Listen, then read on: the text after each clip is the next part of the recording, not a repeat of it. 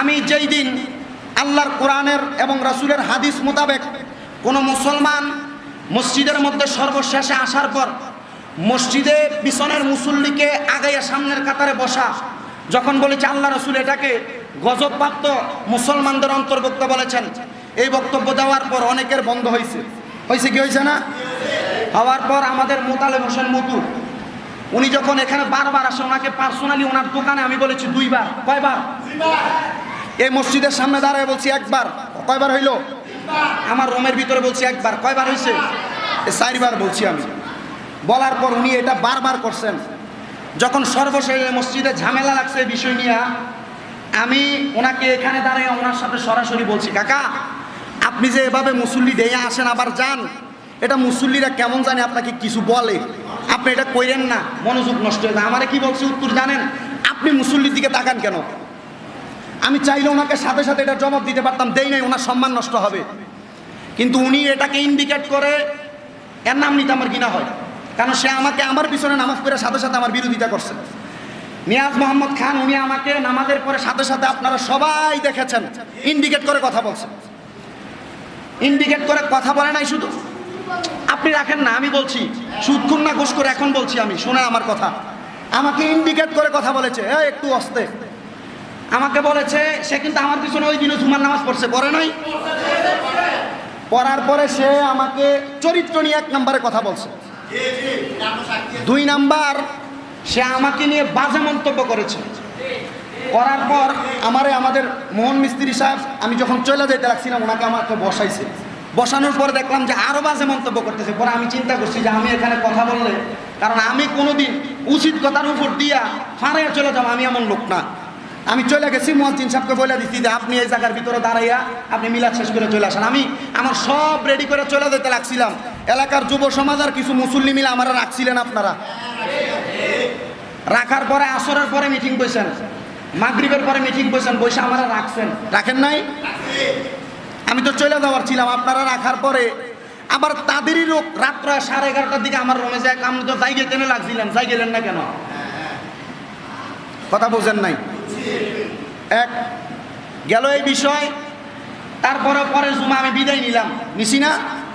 বিদায় নিয়ে জামাল মামার কাছে দিছিলাম নি ব্যাপারটা। দেওয়ার পরে আমাকে এভাবে বলা হচ্ছে, আমার চরিত্রের বিষয়ে অত্যন্ত বাজে বাজে মন্তব্য করছে। আমি বলবো নেয়াজ মিয়া করছে এবং এলাকার অনেকে করছে, আপনারা শুনছেন, এর প্রমাণ আছে আমার কাছে। শোনেন আমি বলি, এগুলার প্রমাণ আমার কাছে আছে, ভিডিও ফুটেজ আছে আমার কাছে কয়েকটা, যাদের কাছে। তা আমি শুধু তাদেরকে এই কথা বলবো, যদি মায়ের বুকের দুধ খেয়ে থাকো আর হালাল জাদা হয়ে থাকো, শামীম রেদা, অন্যান্য হুজুর, রফিক হুজুর আমার উস্তাদ ছিলেন, রাজ্জাক হুজুর উস্তাদ ছিলেন, তারা বলে জানতে পারছে। এখানে তারা বলছে যে মুসল্লিরা আমার পক্ষে আছে। আমি বলার পর বলছে মুসল্লিরা কিভাবে আপনাকে রাখা আমি দেখবো, আমি থাইকে দেখাইছি। আর তোমরা যদি মায়ের বুকের দুধ খেয়ে থাকো, প্রমাণ করবা শামীম রেদার চরিত্রে প্রবলেম আছে। 2 নাম্বার বিষয় গেল। আসেন, যখন এই বিষয় বলার পরে এই সমস্ত বিষয়গুলো নিয়ে বিভিন্ন বাড়াবাড়ি হইল, আমি চলে যাবো বলছি। পরে শহীদ মিয়ার অফিসে মিটিং হয়েছিল না শহীদ ভাইয়ের অফিসে? হওয়ার পরে আমার পিছনে নামাজ পড়ে মাগরিবের পরে যায় আমার বিরুদ্ধে ওইখানে কথা বলছে। আবার যেই ব্যক্তিগুলো আমার চরিত্র নিয়ে কথা বলছে, আপনারা এলাকাবাসী আবার এগুলার মসজিদ কমিটির সদস্য বানাইছেন, তাহলে আমি এখান থেকে চলে যাবো। এটা আমার দোষ আমি মনে করি, আপনারা এলাকাবাসীর দোষ। কারণ আপনারা মসজিদ কমিটিতে সুদখোর ঢুকাইবেন, এই মসজিদের কমিটির ইমাম সাহেব এসে 2টা কথা বলতে পারবে না। 2টা কথা বলার পর সে যখন হক কথা বলবে তখন সে এখান থেকে চলে যাওয়া লাগবে। এলাকার যে কোনো একজন ইমাম নিয়োগ বিজ্ঞপ্তি দিয়েছেন, দেওয়ার পরে ওইটার ভিতরে মানুষ নিচে দিয়ে কমেন্টস করছে। এলাকাবাসী যদি আপনারা এত বালাই হন, তাহলে ইমাম সাহেব 2 দিন পরে পরে যায় কেন?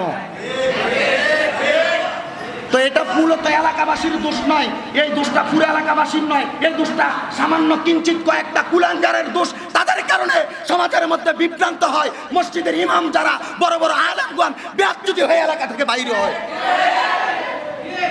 আসেন এবার সর্বশেষ যেটা বলেছিলাম সেটা হচ্ছে ইমাম নিয়োগের যে আপনারা দিছেন। আমাকে বলেছেন হুজুর আপনি তো চলে যাবেন, যাওয়ার আগে মসজিদ কমিটিটা হওয়ার সুযোগ আমাদেরকে একটু দেন। আমি কি সুযোগ দেই নাই? আমার গত মাসের 17 তারিখে মসজিদের চাকরির ডেট শেষ। আমি শুধু এলাকাবাসীর এই একটা আবদার, আমাকে একটু সুযোগ দেওয়ার কথা যখন আমাকে বলছে, শহীদ মিয়ার অফিসে যখন মিটিং হয়েছে তখন আমি বলছি ঠিক আছে আমি সুযোগ দিয়ে যাব। কিন্তু এই মসজিদ কমিটিতে যে আপনারা ওহাবি ঢুকাইলেন, আমার কাছে আপনারা পত্রিকার নিয়োগ বিজ্ঞপ্তিটাতে দেখেন, এখানে লেখছে কি ইমাম লাগবে জানেন? দাওরায়ে হাদিস পাস মানে হচ্ছেন ওহাবি একজন ইমাম লাগবে। কথা বোঝেন নাই? কি পাস? দাওরায়ে হাদিস পাস। প্রমাণ লাগবে? আমার মসজিদে ভিডিও আছে, এই যে এই খাম্বার, দুইটা খাম্বার পিছনে কবির বের দোকানের ওইখানে তারা 5 জন জামাতি ইসলামের লোক, চিহ্নিত লোক, তারা দাঁড়ায় দাঁড়ায় বলছে এই মসজিদে যদি এই ইমাম যাওয়ার পর ইমাম নিয়োগ দেওয়া হয়, ওই ইমাম যদি আসে কখনো পীর মুর্শিদের ব্যাপারে কথা বলার মতো ইমাম এখানে নিয়োগ দেওয়া যাবে না। তা আপনারা যেই ব্যক্তি আজানের আগে সালাতু সালাম পড়াকে বেদাত বলে, যেই ব্যক্তি আজানের আগে সালাতু সালাম পড়াকে বেদাত বলে, মিলাদ পড়া, কিয়াম করা এটাকে গুনার কাজ মনে করে, ওই ব্যক্তিকে মসজিদ কমিটি বানাইছেন, সে এখন পায়তারা করতেছে মসজিদে ওহাবি জামাতি ইমাম ঢুকানোর জন্য। তাহলে ওই ব্যক্তি যে আপনাদের এলাকাটার ওহাবি উদ্দেশিত করবে না, এটার গ্যারান্টি কি? এটার গ্যারান্টি কি দেখাইতে পারবেন? একটা কথা মনে রাখেন, আমার নাম প্রত্যেকের প্রকাশ করছি, এটুকু মনে রাখবেন। আপনারা আজানের আগে সালাতু সালাম পড়াটাকে বেদাত এবং শিরকি গুনার সাথে তুলনা করছেন। আপনারা যিনাকে ইঞ্জিনিয়ার কাসিম হিসেবে জানেন, একটা কথা খেয়াল রাখেন, এগুলার প্রমাণ আমি আমার কাছে রাখছি।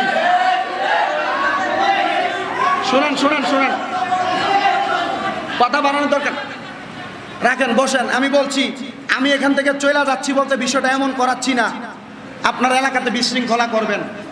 আমি এভাবে বলছি, শোনেন, আমি যখন চাকরি এখানে নেই, শোনেন, জাহাঙ্গীর মামা এখানে একদিন আসরের নামাজের সময় বলছিল যে হুজুর একটু ব্যস্ত থাকে, হুজুর 5 ওয়াক্ত নামাজ পড়াইতে হুজুরের একটু সমস্যা হইতে পারে, বলছিল না? তো আমার এই 5 ওয়াক্ত নামাজ নিয়ে যখন সমস্যা হয়, যখন আমরা মুয়াজ্জিন সাহেব পড়াইবো নামাজ আমার অনুপস্থিতিতে, সকল কিছু করাইবো, মুয়াজ্জিন সাহেব কি কোনোদিন নামাজ পড়ানো ছাড়া ছিল?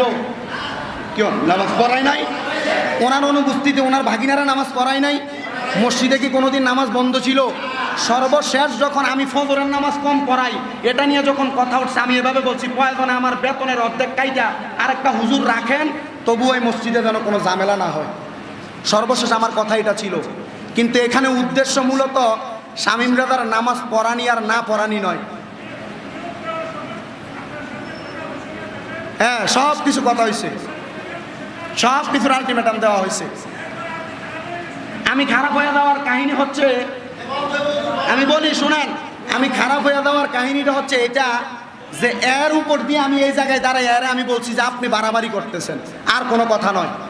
এতটুকু কথা মনে রাখেন যে এদের হিংসাত্মক ভাবগুলোর কারণে কখনো এখানে মসজিদের ইমাম এসে টিকতে পারবে না।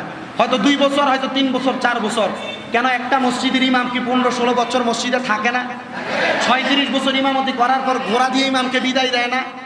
একটা না, 2টা না, 3টা না, কয়েকটা মাধ্যমে আমার ডাকায় ডাকায় নিয়ে বলছে, ইমাম সাহেব আপনার ইজ্জত থাকতে আপনি চলে যান। আমি কি চুরি করছি বেটা, নাকি এলাকার ভিতরে এসে কোনো খারাপ কর্মকাণ্ড করছি? প্রমাণ দিতে পারবি যে আমি নীরব চলে যাইতাম, সম্মান থাকতে চলে যাইতাম? তোমাদের লজ্জা নাই বিদায় ইমামের সাথে বেয়াদবি করে এখনো পর্যন্ত তোমরা মসজিদে ভাড়া দাও নাই। এগুলা বেয়াদবি করার পর এখনো পর্যন্ত মসজিদে ভাড়া দেয় নাই, আর দিবে কিভাবে? এগুলা লজ্জা হওয়া উচিত, লজ্জা থাকা উচিত। মনে রাখবেন, এই জায়গার মধ্যে দাঁড়ায় যতদিন পর্যন্ত কথা বলেছি, একদিনে কি কোনোদিন কাউকে পরোয়া করে কথা বলছি? একদিনে কি কোনোদিন সুদ, ঘুষ, হালাল হারাম ব্যতি রেখে কথা বলছি? কোরআন হাদিসের আইনের বাইরে কথা বলছি? আমি বলবো, যদি সুদ ঘুষের বিরুদ্ধে, হালাল হারামের বিরুদ্ধে আমার ওয়াজ যদি কারোর বিরুদ্ধেও যায়, আমি বলতে থাকবো, প্রয়োজনে জীবনে আর ইমামতি করতাম না, তবু হক কথা বইলা মসজিদে চাকরি ছেড়ে দেবো। অসুবিধা হইব? আল্লাহ বুঝার তৌফিক দাও। আজকে নবীজির প্রতি ইমানের ব্যাপারে কথা বলছি, তো বেঈমান মানুষকে মসজিদের ভিতরে রাখেন না, রাখার চেষ্টা করেন না, ইমানদার বানানোর চেষ্টা করেন। আপনার কাছে দোয়া চাই। আসসালামু আলাইকুম ওয়া রাহমাতুল্লাহি ওয়া বারাকাতুহু।